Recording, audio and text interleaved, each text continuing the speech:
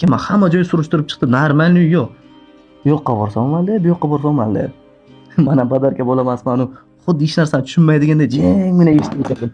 Hozir bitta joydan uy ko'rdim, qarang. O'may qara. Ovqating suzib ol.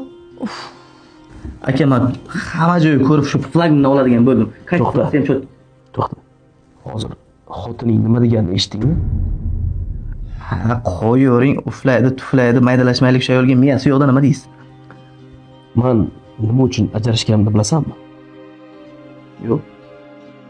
Maydalashmadim. Ey xotin, ayol kishi dedim. Va birinchi ufni eshitdim. Sekin-sekin deyishni boshladi.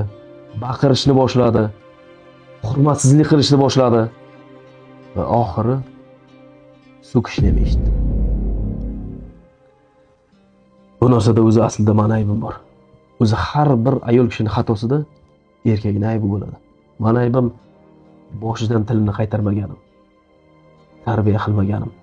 Ukam, sendan bir iltimos.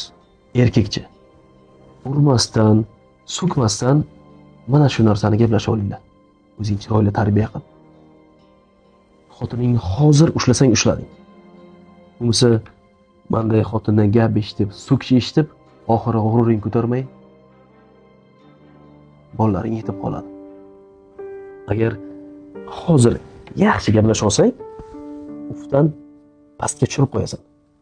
Agar gaplashmasang, ufdan yuqorisiga tayyor tur ekan. Men sana akangman. Uyimga kelib olib, meni tinchligimni buzdi degan xayoldan yiroq bo'l. Men sizlarni oxirigacha tinch, baxtli yashashlaringizni xohlayman. Shuning uchun hozirdan ayoling yo'lga savol.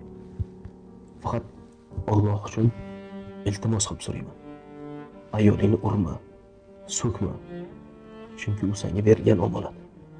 Sen o'zicha bir kelin bilan dildan bir gaplashib ol.